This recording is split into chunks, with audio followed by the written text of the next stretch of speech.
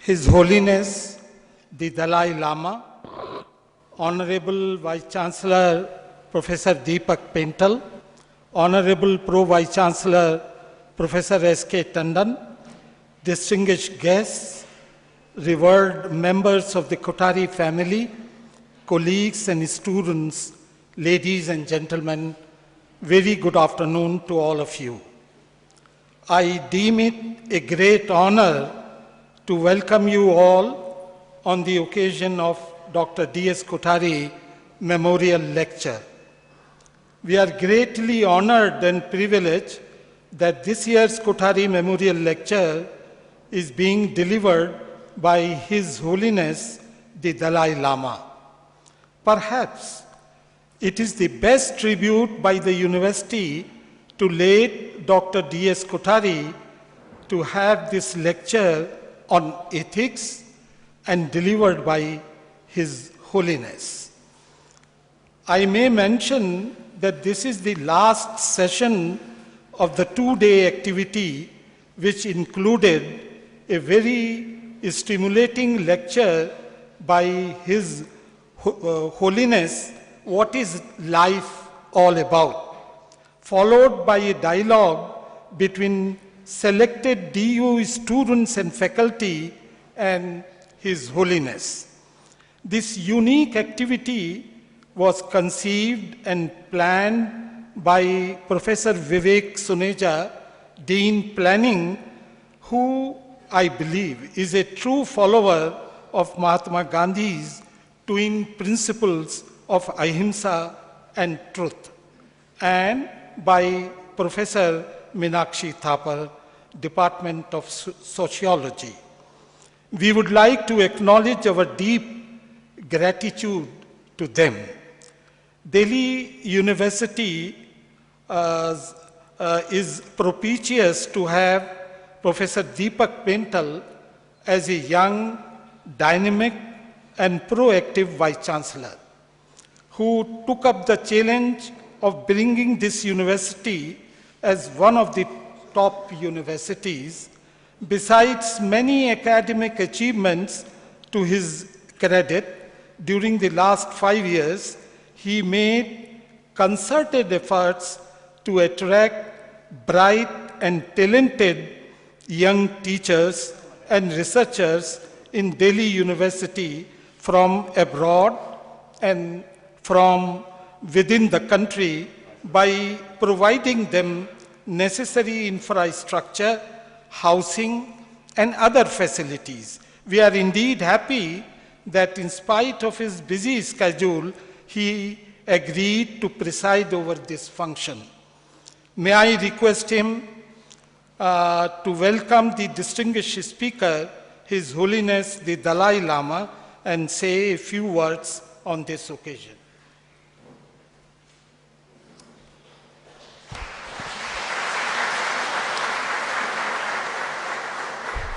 His Holiness the Dalai Lama, Pro Vice Chancellor, my colleagues, students, guests, ladies and gentlemen. I am delighted that this year's Kothari Memorial Lecture is being delivered by His Holiness the Dalai Lama. Professor D.S. Kothari, as you all know, was a brilliant physicist who built the physics department of the University of Delhi, both through his research and also through his leadership. His seminal report on education policy is still read and debated. His contributions to science policy and setting up of DRDO are also immense. Professor Kothari was a multifaceted personality. He had deep interest in religion, philosophy, and ethics. We are therefore today very fortunate that His Holiness is delivering the Kothari Memorial Lecture. Dalai Lama is a person who not only represents the aspirations of Tibetan people, but also the aspirations of the whole humankind in its quest for peace and happiness. His Holiness is a true global citizen. For him, there are no boundaries.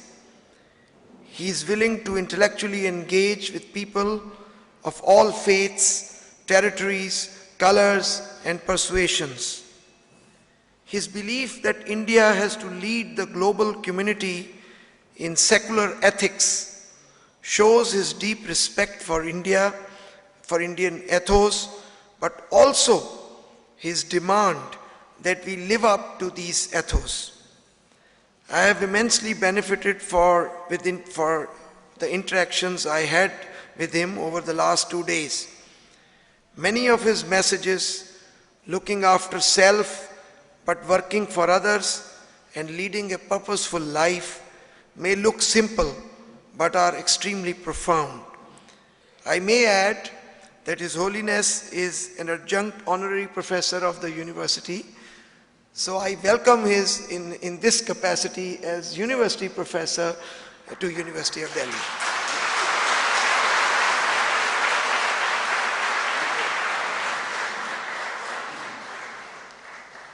We are happy that many revered members of the Kothari family, including Professor L.S. Kothari, the eldest son of late Dr. D.S. Kothari, and an eminent physicist, are present here.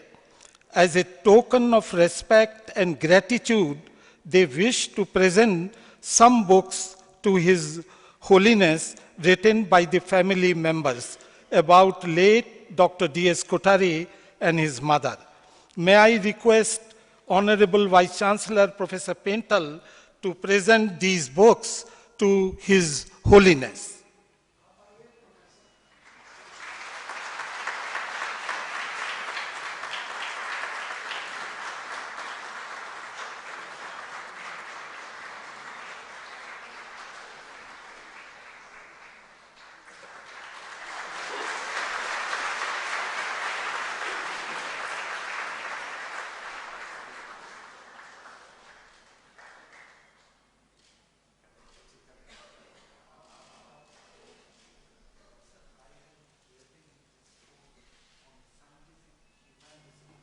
Repositioning Indian education, which I would like to.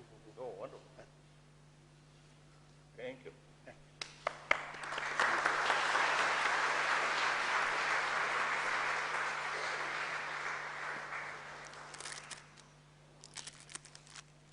Well, now, although many of you in this audience do not need any introduction of late Dr. D.S. Kothari, but for the benefit of our young scholars and students present here, I would like to highlight very briefly some aspects of his productive life.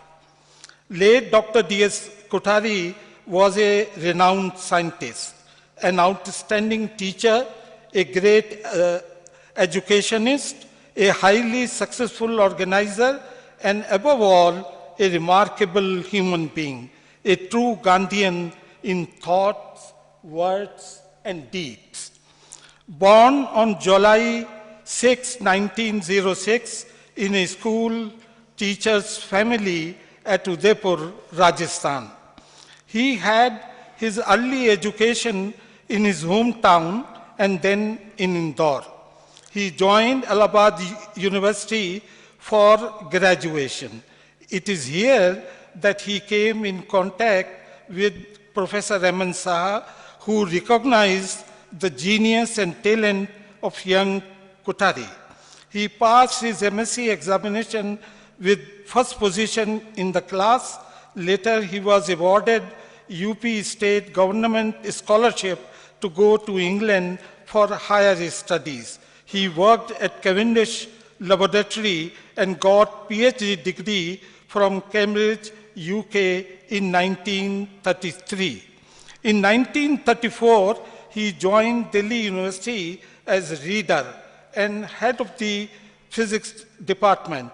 Dr. Kothari was one of the architects of Delhi University. His active association with the university and the physics department was for about 6 decades.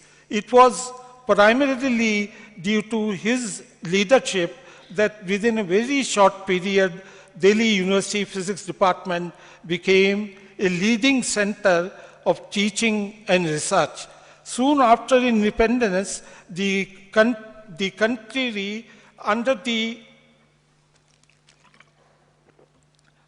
enlightened leadership of Pandit Jawaharlal Nehru decided to launch a massive program for establishing a wide base of scientific research covering all critical aspects of national development in 1948.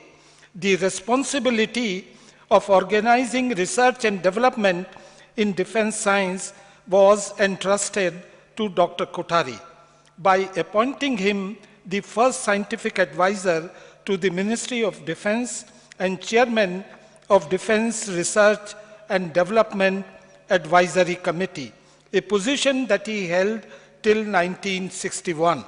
He established a chain of defense science laboratories located in different parts of the country.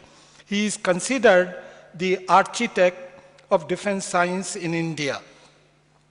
A major contribution of Dr. D.S. Kothari that drew a lot of attention during the late 50s was his book on nuclear explosions and their effect.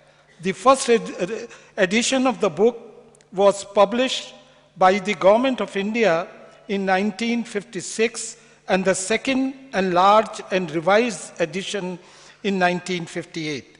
The inspiration of this assignment was given by Pandit Jawaharlal Nehru. Later, the book was translated into Japanese, German, and Russian. The preface to the German book edition said, I quote, "By the publication of this work, India has made a significant contribution to a task which is of concern to world history. This land of ancient culture has pointed out to us how the most exciting phenomena of the technical progress of our time, namely nuclear fission, should be mastered on the intellectual as well as the social plane." The next phase of his productive life was devoted to improve the status of education at all levels. In 1961, he was appointed chairman of the University Grants Commission, a position that he held till 1973. He introduced a number of schemes to raise the quality of education and research in the country, which are as pertinent today as they were in mid-60s. In 1964, he was appointed chairman of the Indian Education Commission, better known as Kothari Commission. The report of the commission was hailed as a landmark document of education in India and other developing countries.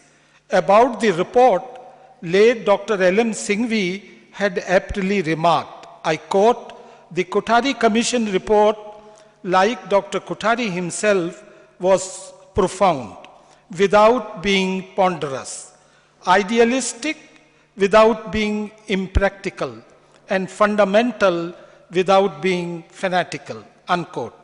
In mid-70s, Dr. Kothari concentrated more and more in reflecting upon deeper questions such as science and ahimsa, science and religion, science and values, atom and self, etc. He wrote and lectured extensively on these subjects. In one of the lectures, he emphasized the need of building a society reflecting both science and ahimsa. He suggested that we need a serious and sustained study of violence and non-violence, using all available insights and techniques of science, especially life sciences and psychology. He believed that science, sarvodaya, and ahimsa make a golden triangle which symbolizes man's destiny and his future. He further mentioned that there is a real need for a philosophy of human implications of science. To this, India, in the years to come, could, and he hoped, would make a distinct and enduring contribution.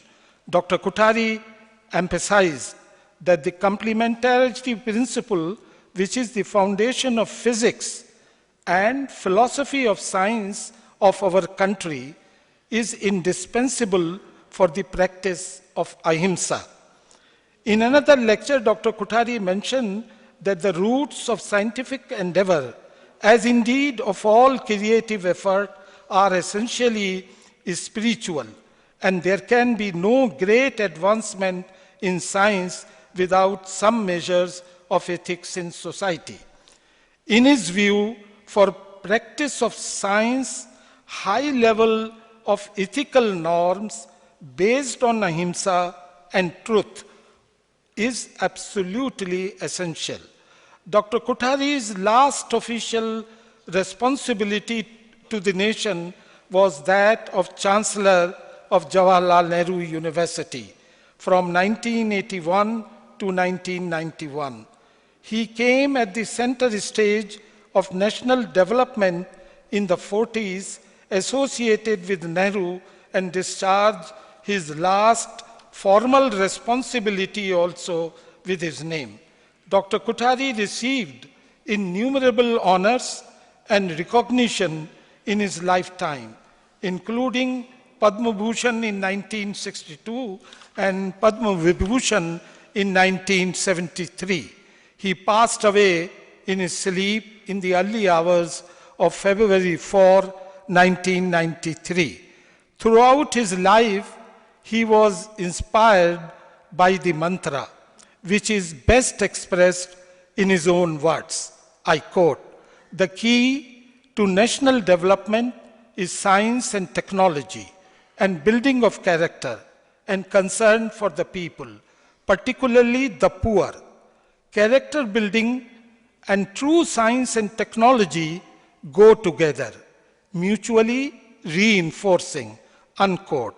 The above thoughts and ideas of Dr. Kothari are extremely relevant for achieving a creative and symbiotic combination of education, science, and spiritualism. No doubt, science and technology is the greatest contribution of the West. India, however, has given to world civilization a concept of ahimsa, or non-violence, leading to a new renaissance to meet the challenges of the atomic age.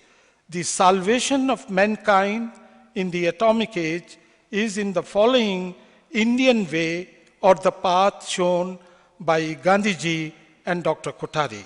Let me conclude by quoting what Werner Heisenberg said to one of his Indian students in 1975. He said, I quote, "You know, in the West, we have built a large, beautiful ship. It has all the comforts in it. But one thing is missing. It has no compass and does not know where to go." Men like Tagore and Gandhi and their spiritual forebears found the compass. Why the compass is not put in the ship so that both can realize their purpose. Unquote. Thank you.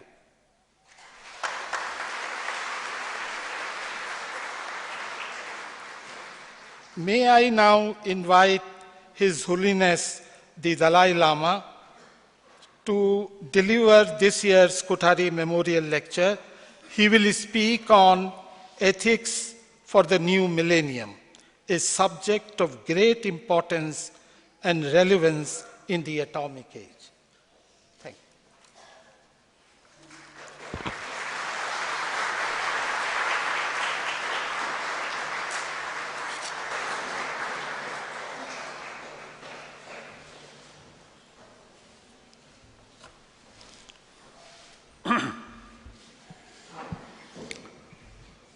Thank you very much. You give me this opportunity to talk.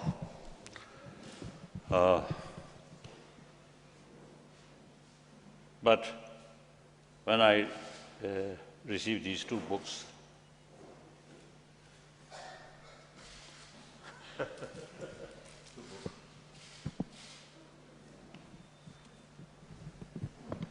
so this vision and values, and then someday science, defense, education, ethics. And then this book, I think you give scientific humanism, repositioning Indian education. I think instead of listen my talk, please read these books. I think that's better.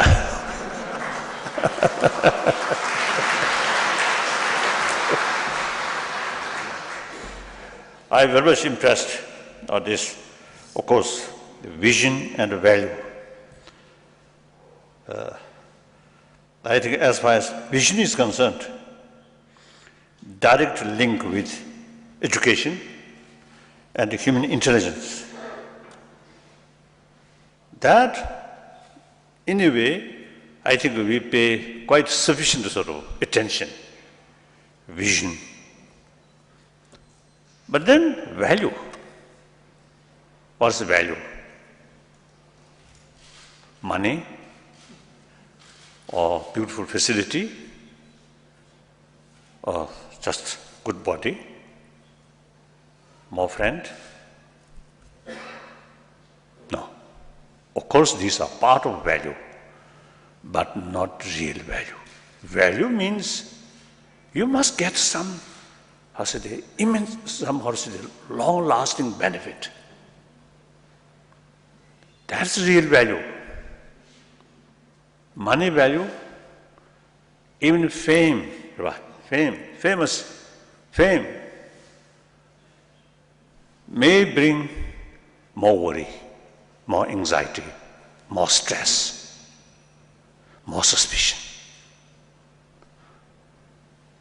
A friend also, just a mere friend, I think most cases, friend of wealth, friend of power, you may get more suspicion from these kind of friend. Genuine human friend come only on the basis of warm-heartedness. If you treat them, if you put 100% trust on them, respect them, take care of them, then they become genuine friend. That's a reliable friend. And day-to-day sort of, happy mood. Money alone cannot bring. Power, no. Again, inner value. So, vision with value, what? Then, individually, becoming more happier person, and family level also happier, and community level also much happier. Then here, what kind of value? I love this one, this word, scientific humanism. I love this. Certain values based on faith. Faith towards something mysterious. So long it works, okay, very good. But not very sound. But the value means, humanism, basic human kind, human nature, I believe gentleness.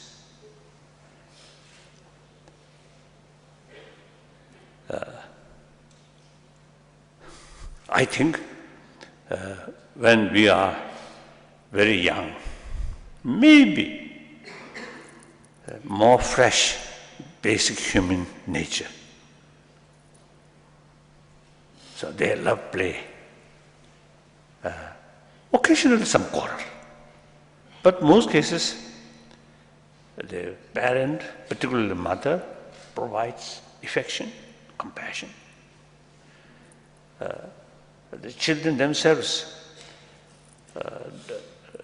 doesn't care about the children's sort of social background or their family background. So long the children play together, showing affection. I think that these are the real human, express or very, very alive, basic human nature. Logically, we are social animal. So individuals' sort of happy life or successful life entirely depend on rest of the community. So the rest of the community is source of our future, source of one individual's sort of, success or happiness. So we have to take, like farmer, take sort of farmland, more, maximum care. Not love the soil, but that is their future. Their income, money come from that soil. So similarly, individual happy life depend on other. So that others are basis or source of our fortune. So it's taking care of them. It's a more natural way, natural sort of way. I think artificial sort of thinking, I'm independent. I never depend on them. Then exploit, cheating, lying, bully.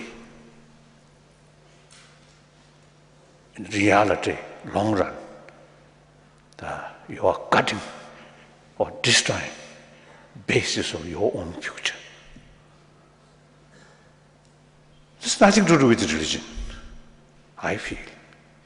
So humanism, basic human nature is more gentleness. Gentleness not come from dullness. Gentleness come from full alerted mind, sharp mind, but more balanced with warm-heartedness. Then real human gentleness comes. So these not come from God or not come from sky or above, but come from within. So that's humanism. I think some sort of, because of the some way to look, that's it, humanism. So that means also scientific. More research, we get more concrete sort of examples or concrete sort of experience. So that is scientific, not a mysterious thing. So I love this scientific humanism. So then perhaps I think Kodari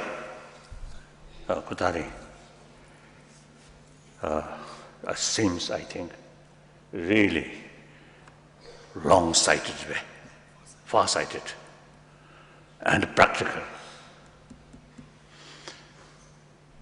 Perhaps this country, among three world civilizations, Egyptian civilization, and Indus Valley civilization, and Chinese civilization, I think among these three civilizations, as far as I know, of course my knowledge is very limited, but as far as I know, this as a Indus Valley, or Indus Valley sort of civilization. That's the basis of India's civilization. I think that civilization, eventually produced, the sophisticated philosophical view, different variety of sophisticated philosophical views. And then, I think, because of holistic view, they develop conviction or idea of ahimsa. We are a social animal. It is bound to happen different views, different sort of interest. But still, these different people who have different sort of idea, different sort of interest, they are part of the humanity, part of the society. So there's no reason to killing each other, to bully each other. Even there is some differences, we have to talk. So that's the principle of non-violence. Non-violence does not mean bow down, bowing. Non-violence, you should consider non-violence is signs of strength. Violence is a sign of desperate weakness. So there is a very rich human thinking, the concept of ahimsa developed. Not only remain idea, but 1,000 years it practice. I think India's freedom struggle through non-violence, led by Mahatma Gandhi and some other freedom fighter. This is not new, but 1,000 years, 1,000-year-old India's sort of traditional belief, they implement in the political freedom fight, freedom struggle. Then also religious harmony, also because of broad sort of thinking. So it's bound to happen, different religions, different faith. Each have its own beauty. So it is much better to live together on the basis of mutual respect, mutual admiration. So this country, 1,000 years, we keep that spirit. These are very scientific. So I want to tell you,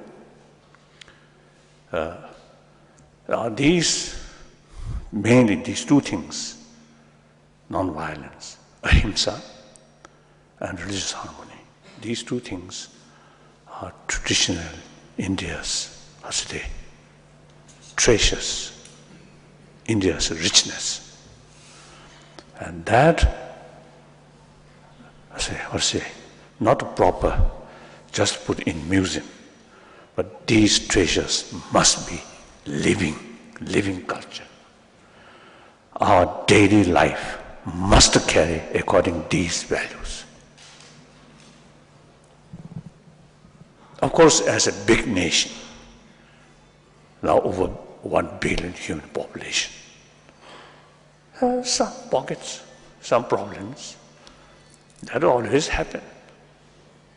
That's understandable. About 2 years ago, I was in Poland. One Polish journalist, one lady, asking me how India, the Hindus, burning Christian missionaries were. And so bad. She got the impression India is so much sort of a sectarian way. Divided by religious faith. That when she asked this question, her face showing a lot of irritation. Then I explained, if you look India, the whole picture, then really marvelous. In fact, all world major religions, all religions of world exist in India. Not just a few years or few centuries, but 1,000 years. A small incident here and there, it is possible. It has always happened. So still, outside world, some area, still do not know what's India's, ahimsa, and India's, religious harmony. So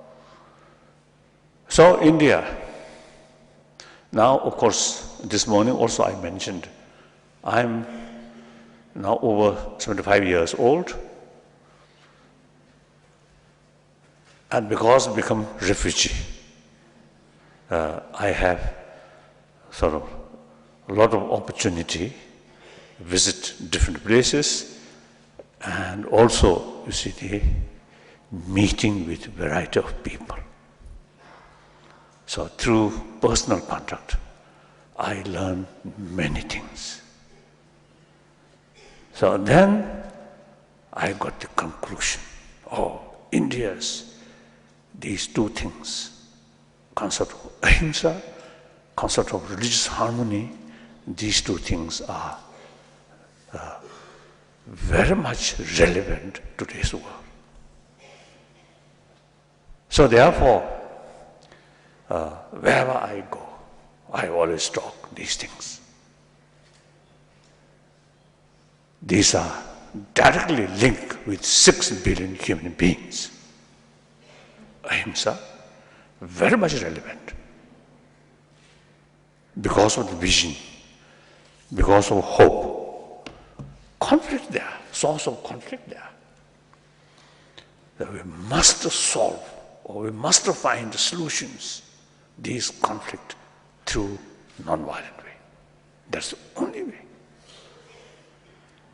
So non-violence is very, very relevant to today's world. And especially in ancient time, people, different continent, different country, they remain more or less self-sufficient. So not much contact with outside. So according to their circumstances, the very concept of war destroy the other group which have different interests or different sort of views. Then destruction of your enemy is victory of yourself. Now today's reality is every nation, every continent very much mixed each other, heavily interdependent. Arab needs Western technology, Western country need Arab oil, like that, everything interdependent. So according to that reality, concept of war is outdated. Yet, different sort of interest, contradictory interest, always there, because of human vision, human desire. Then we must find effective, practical method to solve these things. That's dialogue with non-violent principle. So that's very much relevant to today's world. Then religious harmony. Again, in ancient time, we Tibetan remain inside Tibet, and I think when climate cold, so remain like that. No use our hearing, no use our eye, just remain like that. So the people, different sort of part of the world, more or less remain like that. So very little contact with, the different institutions. Of course, occasionally India, I think, got a lot of experience, foreign power with different faith. I think it is, if you look past the history, I think we Buddhists, including Nalanda institution, I think suffer much under the hand of foreign power, isn't it? But past is past. So now, you see, the world very much sort of cross each other. So then, religious harmony is very essential. When I notice Northern Ireland, and also in Pakistan and some other Muslim countries, fighting between Shia and Sunni. In India, hardly is no such stories. And I noticed very much in Ladakh, some Sunni group, some Shia group, they come together. Whenever I visit there, they come together. So on occasion I suggested, now you from two community live harmoniously with respect, no sort of conflict. So you should visit these Muslim brothers, sisters country where problem between Sunni and Shia. So Indian Muslim, I think can make some contribution. And different sort of the religious group in this country, I think many occasions I express now India's 1,000-year-old tradition of ahimsa and religious harmony, now time come to more,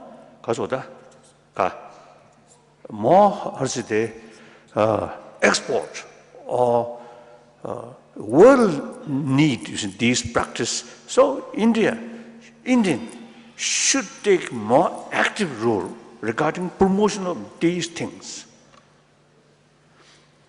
So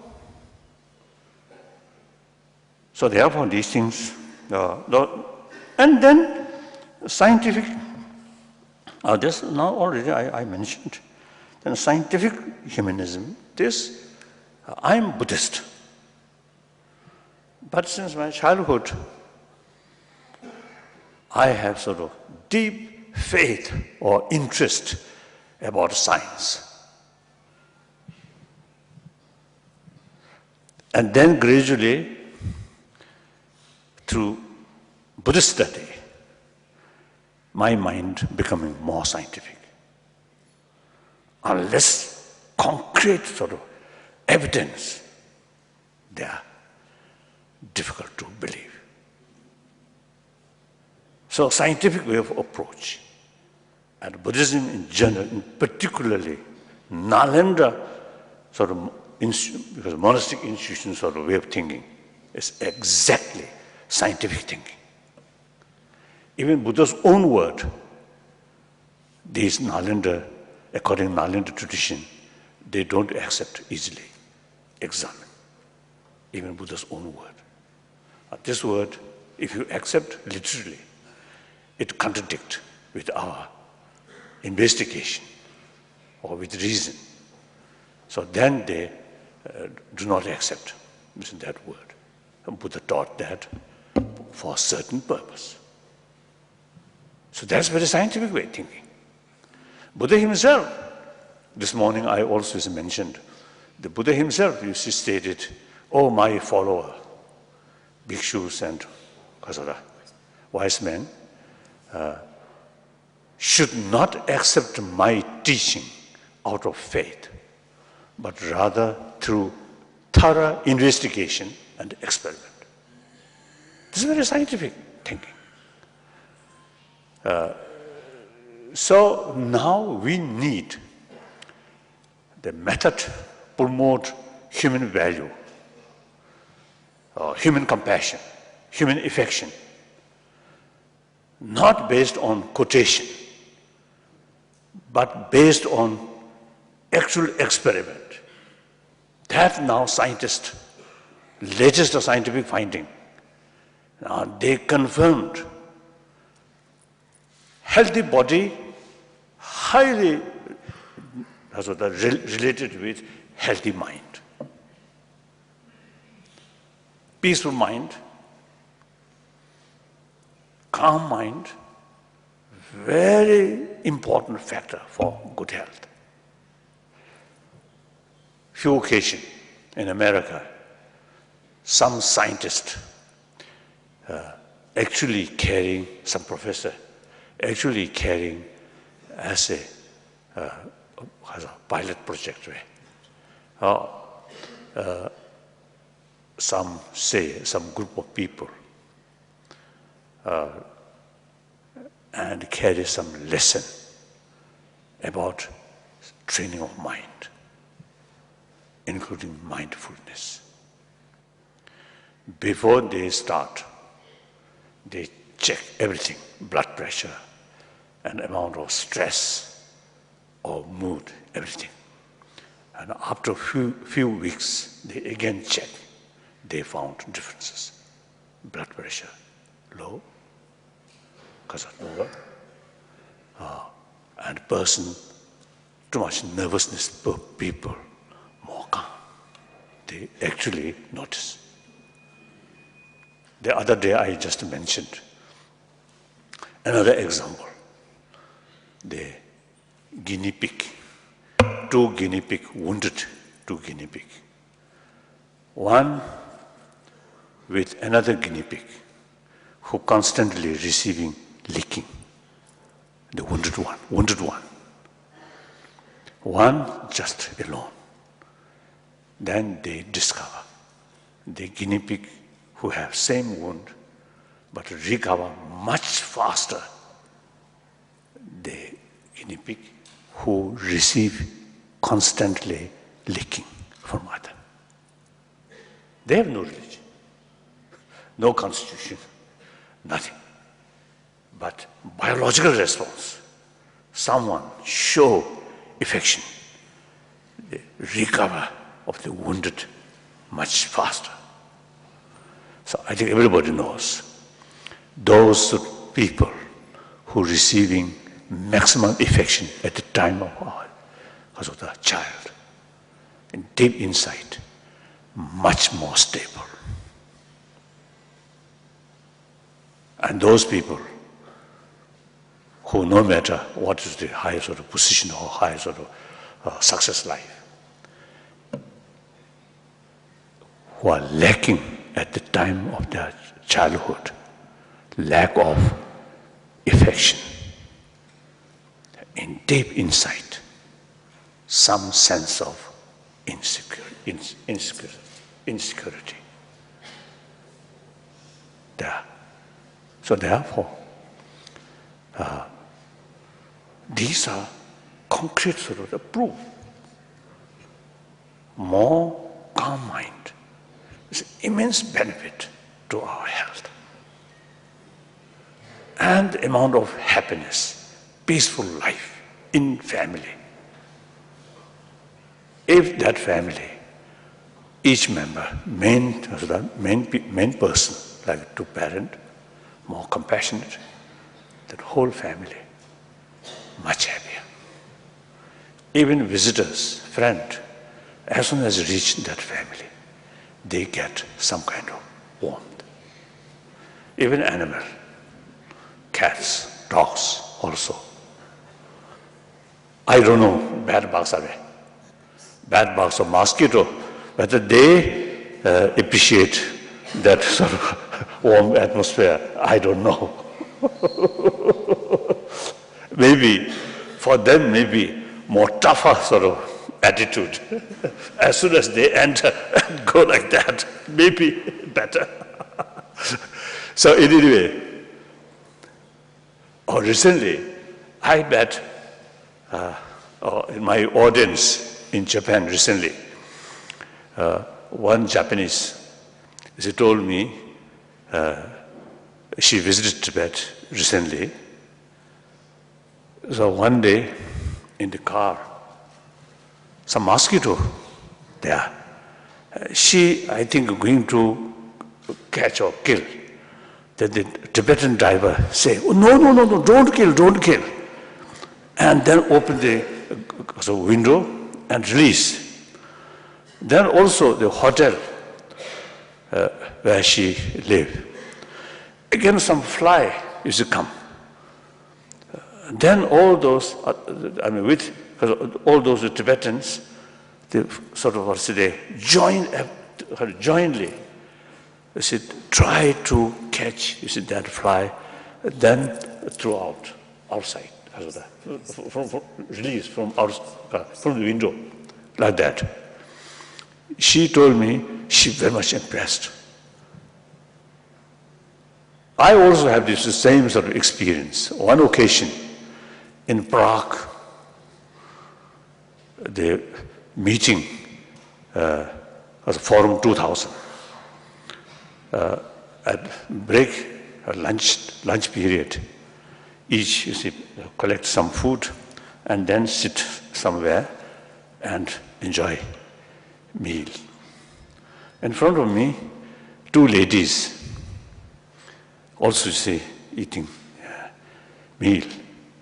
And then one fly, come. And I was stuck on carpet.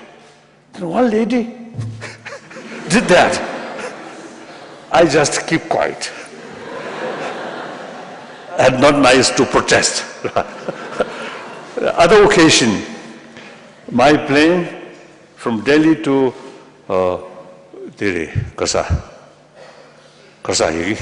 Asang Guwahati. It stopped at Bagdora. Some tourist, some European group there. So while we stopped at Bagdora, they came to see where I sit. They came towards me. And then one mosquito come. Then one lady do like that.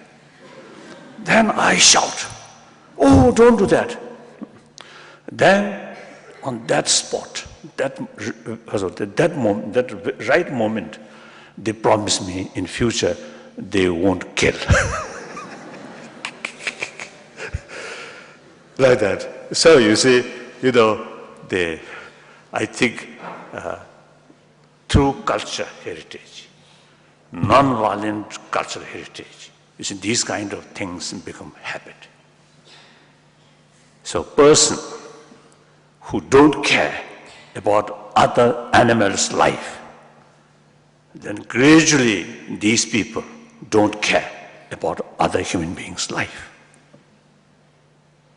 Right from the beginning, keep some kind of habit, not killing other. Then towards human being, no question. So in any way, happy family, happy community. I think some occasion I suggested within community, say 10 family made some kind of agreement within their compound survey, their circle. Create zone of peace.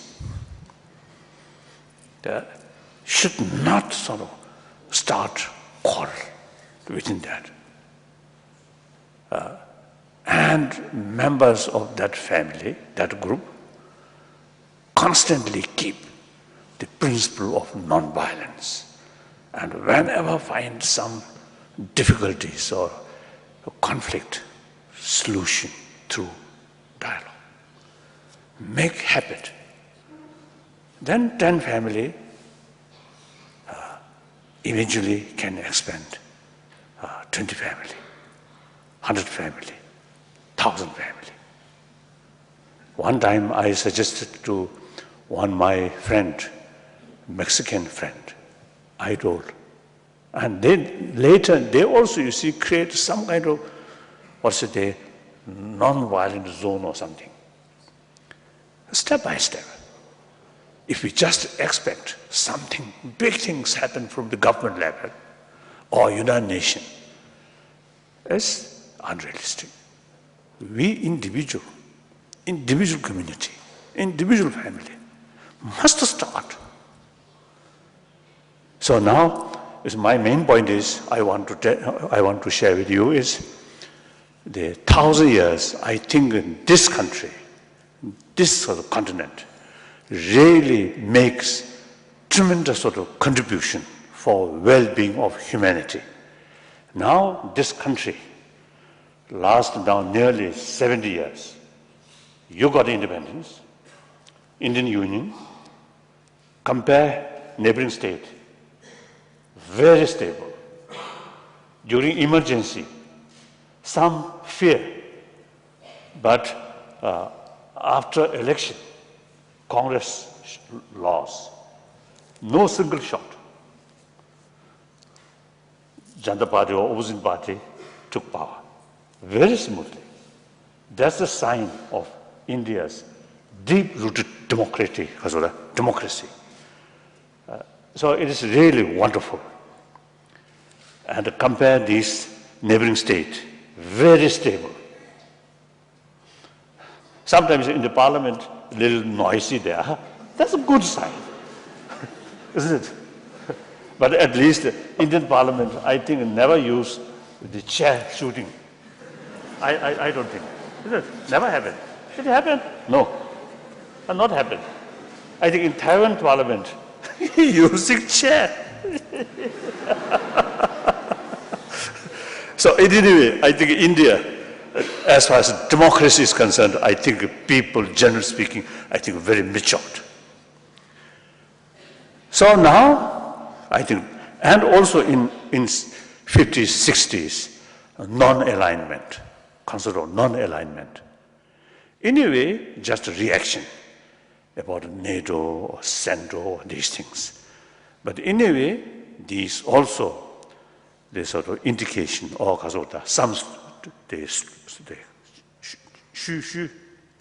some traces of 1,000-year-old non-violent principle.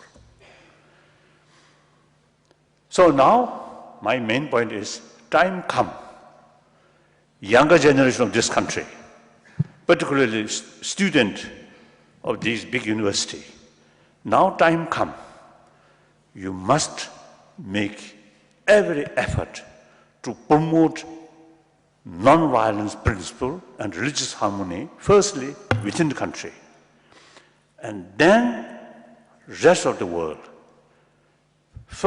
As a first step, I already suggested when I met some Indian community in New York and some other places, when I met them, I appealed to them. You have very rich two traditions, Indian treasure. So wherever you live, you must promote these things.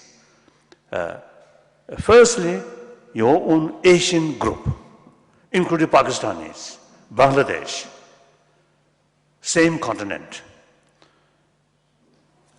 built harmony, religious harmony, and ahimsa.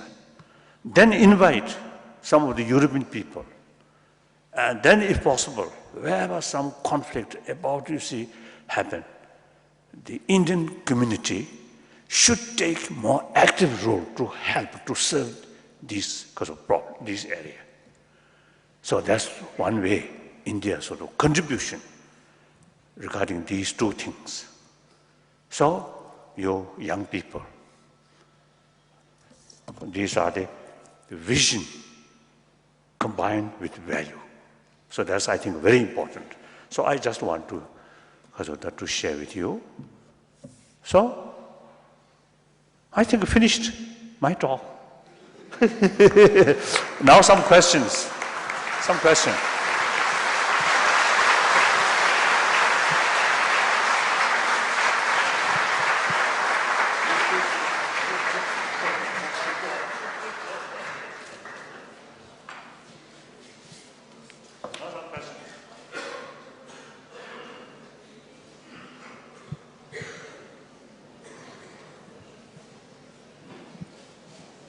Thank you, sir, for your very thought-provoking lecture, which I am sure would have ignited the minds of our young students and scholars present here in this hall.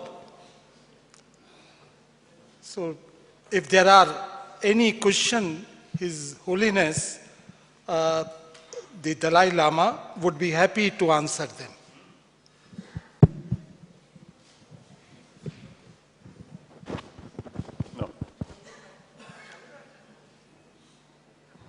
Good afternoon. I'm a member of the Kothari family. And your lecture was very, very enlightening. But there's a little portion of it which confused me. We are vegetarians, all of us, all the Kotharis are vegetarians.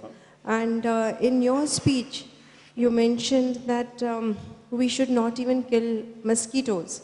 It's part of our religion also not to kill mosquitoes, not to kill any animals, not to hurt any living creature. But what confuses me right now is the fact that you have said that we should not kill even a mosquito. But we all know that mosquitoes can spread malaria, they can spread dengue. So how does one go about it? We have little children in the house. So what should I do now? I am confused.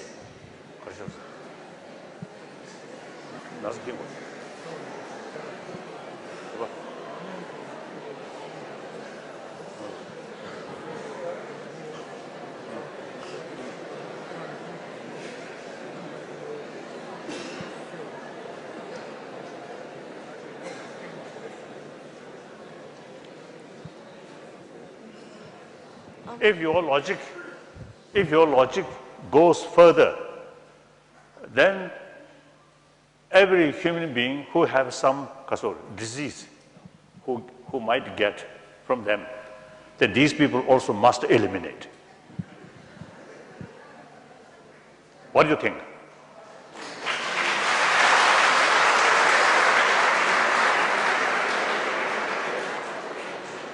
Those, or say, AIDS patients, right? AIDS, and some other leprosy or some other thing, who usually, and also tuberculosis. You see, doctor always say, must isolate. So these people also is a source of disease, so must eliminate. Of course, big differences, human life and mosquitoes' life, big differences. But basically, same. They also living sentient being. They also want to survive. We have no authority to eliminate these things.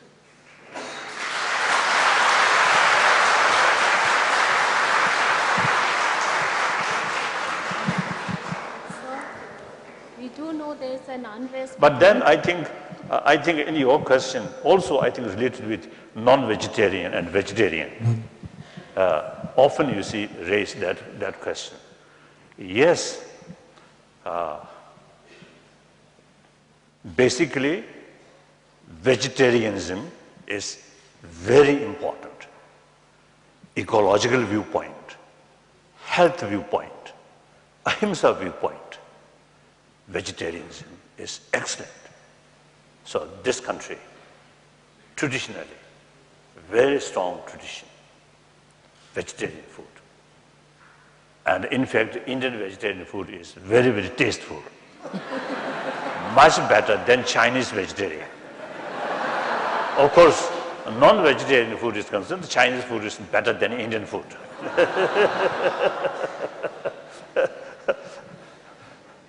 And here some Japanese, the Japanese sort of, particularly when we visit monastery or temple, when they give us sort of, let's say, luncheon in the form of welcome. Beautiful decorated, very small quantity.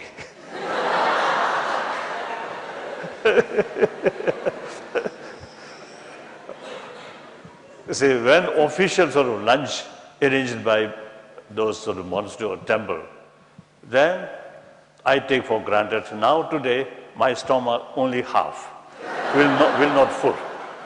Always there like that.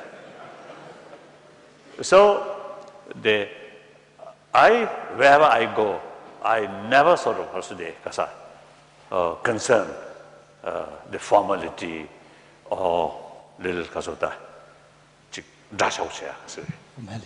formality.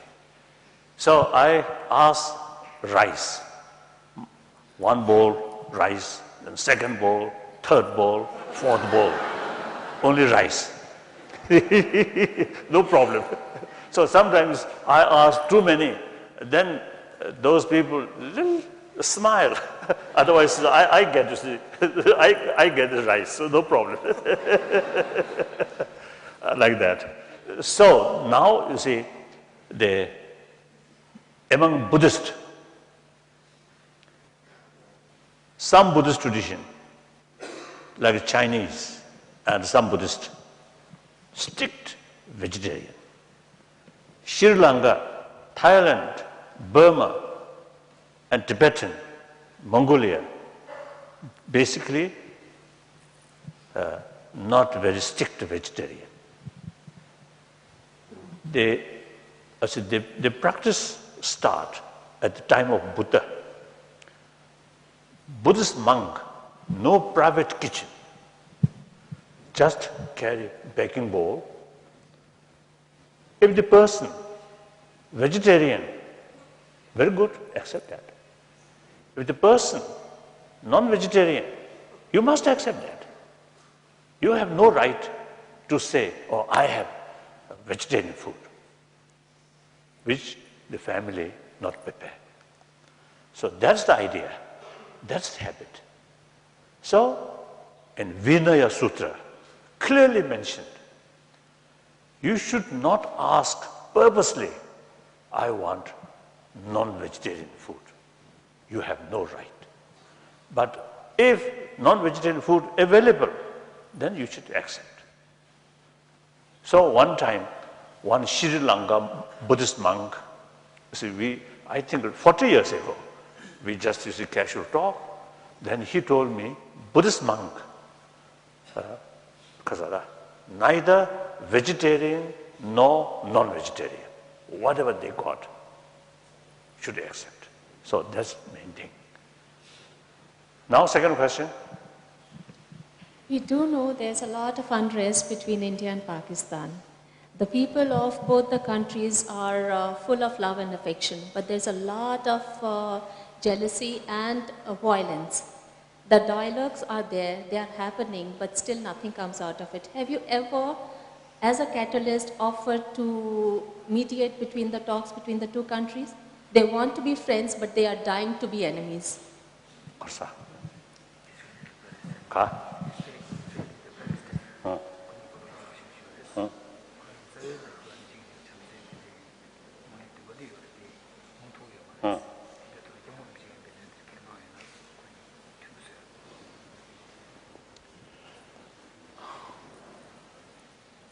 My very, very limited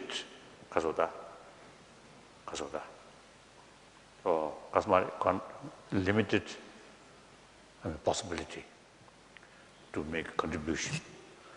My visit Jerusalem and also Tel Aviv,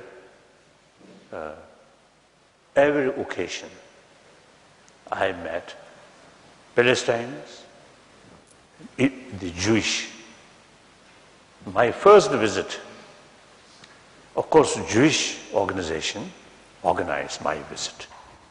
So they explain their viewpoint. That area, 1,000 years ago, belonged to them. Like that. There are also some reasons. I saw some reasons, some emotional sort of emotional touch. Then I met some Palestinians. Just the opposite way. A lot of complaint. I a little bit confused. Then second time, I met small group, consist both Palestine and Jewish or Israelis. They try to, from grassroots level, they try to build a sense of same one community. So I give every sort of encouragement. This is the way. The leaders, and particularly elected leaders, they have to think their next election. So sometimes, you see, they have to take firm sort of stand. So, people's level, close contact and spread that kind of spirit is very, very essential. So, Tibetan case also, the Chinese government level is something different. But people's level, we try our best to communicate, to develop mutual understanding. Immense help. So that I always do. So here, between Pakistan and India, there's sometimes too much emotion. That's not good. Look, millions of Muslims in this country, no problem. Same religion. So, as I mentioned earlier, you see, the helping or contribution, promotion of harmony, understanding. It is part of my life. So I always do. But as I mentioned earlier, my sort of Kasuda effect, very limited. I know that.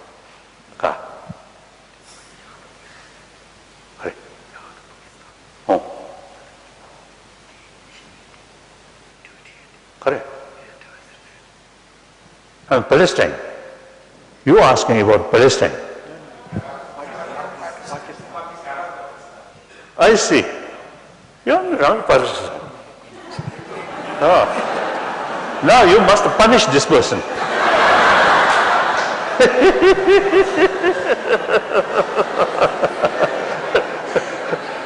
So between Pakistan and India, I think great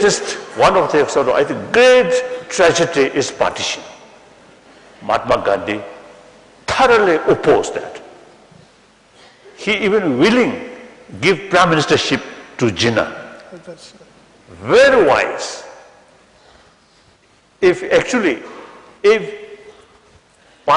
partition did not take place, I think today's Pakistan much stable, much peaceful, no question. And one time, Bino Babaji expressed a concept of ABC, something like that. That means A, Afghanistan, B, Burma, C, Ceylon, Sri Lanka, then India, Pakistan, or some kind of federation.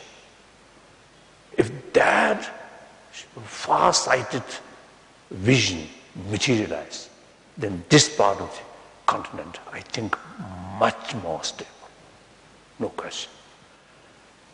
So now, I think government side also, you see, from time to time, try to reach some kind of understanding with Pakistan government, and particularly about Kashmir problem. Then people's level. One occasion, this is some Pakistanis, even some retired general, you see, through Nirmala Deshpande, late that lady, very sort of wise, very open-minded. So through her, I got invitation. And my visit, mainly pilgrimage to Lahore Museum to see the Buddha statue, 6 years fasting Buddha statue. Wonderful. So everything arranged.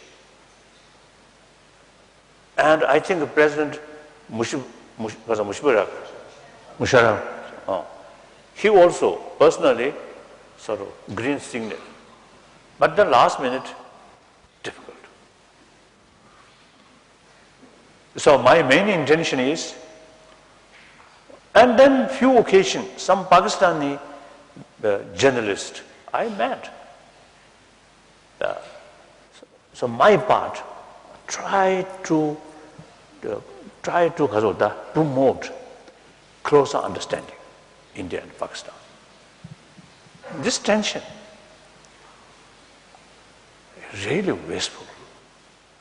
In any case, the Pakistan cannot Kasota met with India's might. Obvious. So only thing is, live together, and this Kashmir problem through discussion and so on. I think that day will come.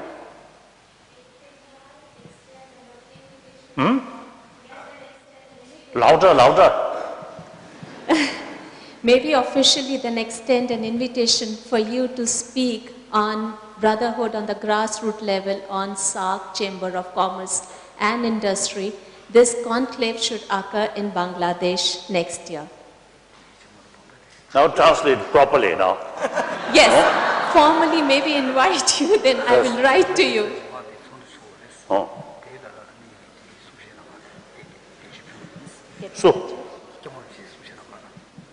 what? Me? To speak the grassroots level, the brotherhood, and to have a dialogue with the people to people.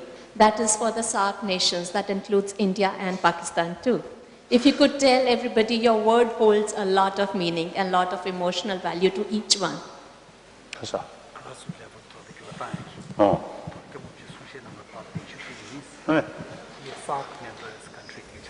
I see. Oh. Okay. First, you should get permission from Peking.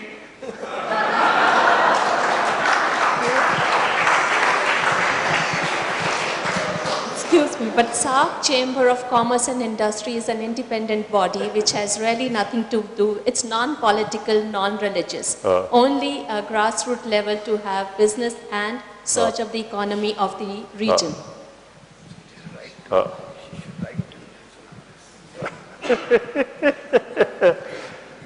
So, from my part, of course, Bangladesh especially, the birthplace of Atisha Dibamkara, now part of Bangladesh. Part of Bangladesh. So one time, you see some people, you see, they expressed to me, you see, they want me, give me one sort of permission to go there, pilgrimage. But not easy. Not easy. But you try. On my side, very happy. If there's opportunity, go to Bangladesh and talk some of the people. I'm very happy.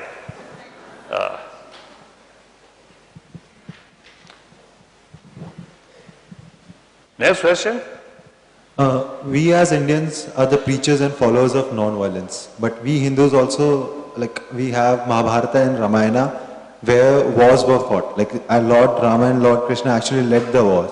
And we have a section of society called as Kshatriyas whose purpose is to fight. So how do you explain that?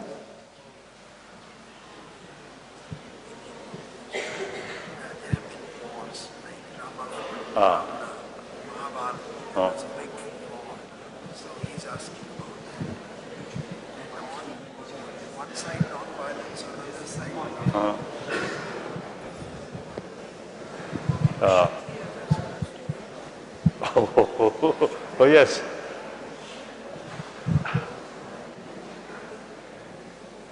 I think some of these stories are, I think, maybe just fiction story. These are, I think, the existing sort of reality. So as a sort of usual practice in ancient time, as I mentioned before, in ancient time there is clear-cut interest, our interest, their interest. So concept of war start. And according to that circumstances, it is a realistic approach. So such things happen in the Mahabharata. It's a nation sort of interest. That happened. Even among Buddhist country, such things happen. And within Tibet, even in some cases of conflict between different Buddhist sects also you see happen. These are mainly nothing to do with religion, but mainly, let's say, the economy, power, like that. So basically, Hinduism, Buddhism, I think all major religions opposing violence, because every major religion's emphasis importance of love, compassion, forgiveness. That's the countermeasure for violence. So all major religions talk these things. Whether implement or not, different question. Next question. Oh, I want this to share, maybe half joke. Millions of Hindus, it's your Lord, Lord Shivaji. His permanent residence is inside Tibet. So from that viewpoint, Lord Shivaji is Tibetan God. Now for Buddhist, Buddha come from India. Of course, at that time, the Nepal kingdom is not yet usually there. So small kingdom. So as a Bharat, part of Bharat. So Buddha was Indian. So Buddhist master Buddha, Indian. Hindus, God, Lord Shivaji, Tibetan. So we have some very unique close relations.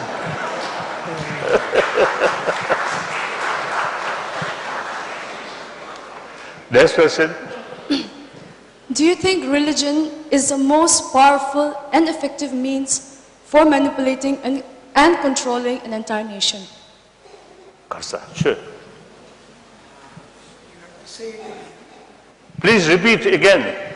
Do you think religion is the most effective and powerful instrument for manipulating and controlling an entire nation?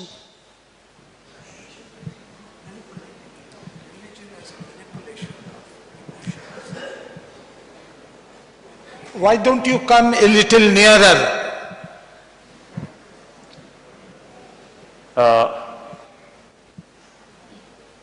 What do you mean? Okay. Religion? Do you think that religion is the most powerful weapon or instrument for manipulating and controlling an entire nation? I don't think. Why so? Why? Because there are there are lots of examples where we can see that religion does control an entire nation. So what do you have to say to that? What is your explanation? Of course, the religious influence in the society is still strong, and particularly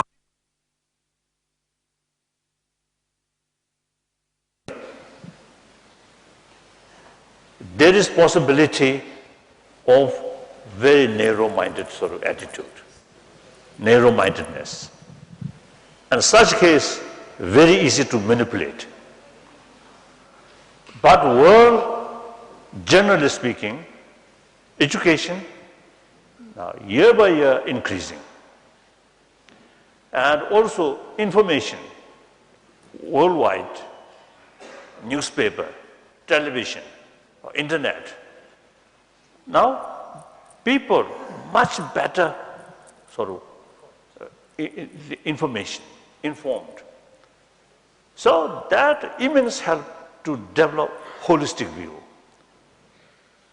So to such people, maybe very religious minded, but still quite wise enough, wise sort of thinking, difficult to manipulate. So entire humanity, entire nation, through religious, sort of use religion and manipulate, I think, difficult. That, I think, actually, we have to oppose exploitation of blind faith.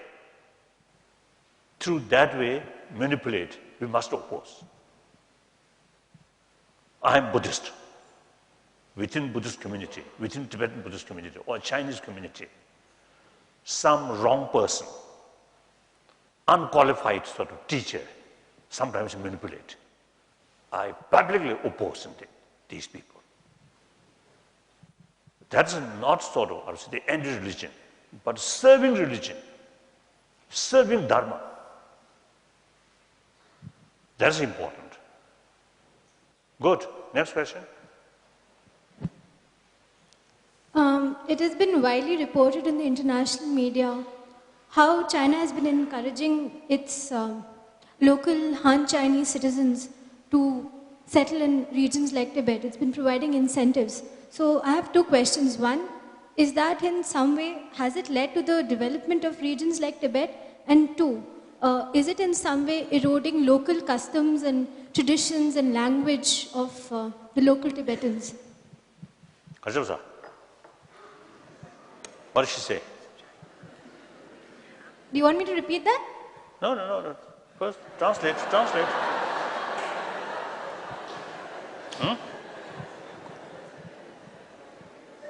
Then they both say, not clear.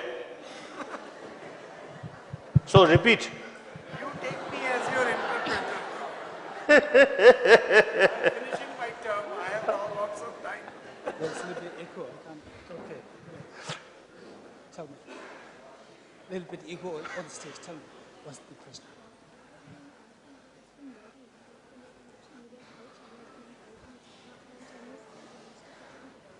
Okay. No.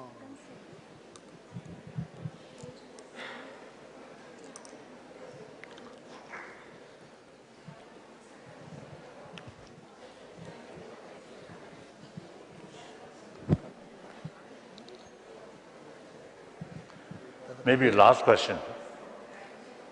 Another.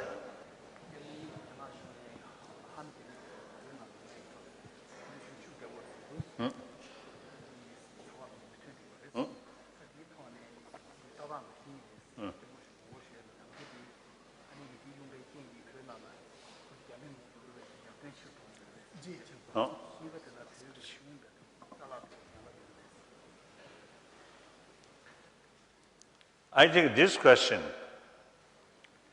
you should find answer by yourself. Go to Tibet and analyze the situation on the spot. Then you get the realistic answer. That's much better.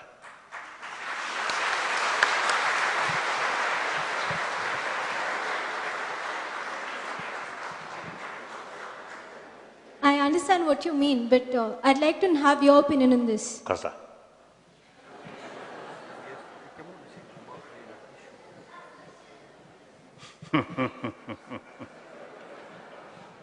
If you wanted to politicize our meeting, then I have to answer. But I don't want to politicize. Last question. So that was the last question. May I? If I can have a last question, please. No. That's all right. May I now request Honorable Vice Chancellor to present a memento from Delhi University.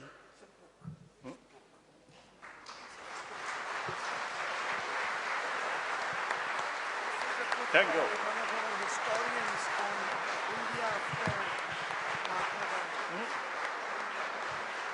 Thank you. Ka.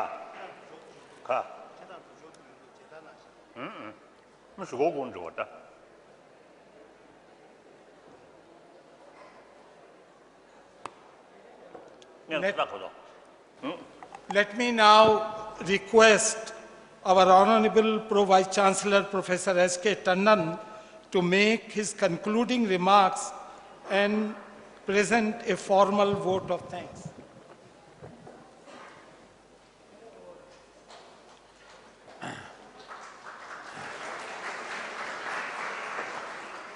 His Holiness the Dalai Lama, Professor Deepak Pental, Professor Feroz Ahmed, our distinguished guests.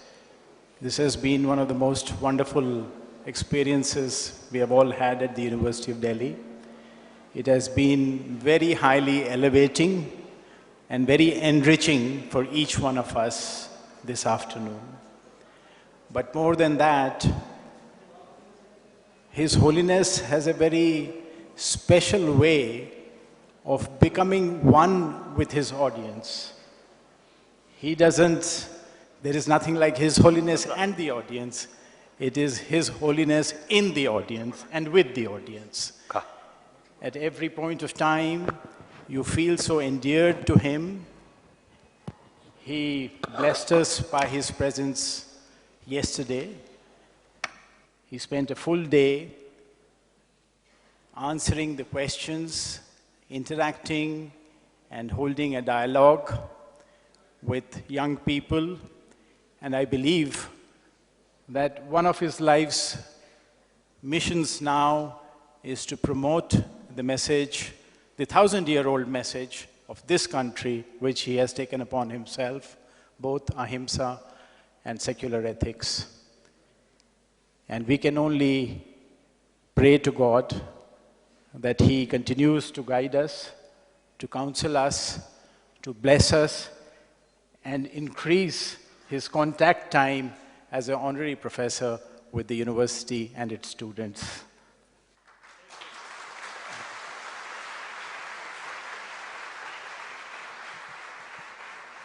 You are all invited for a cup of tea outside.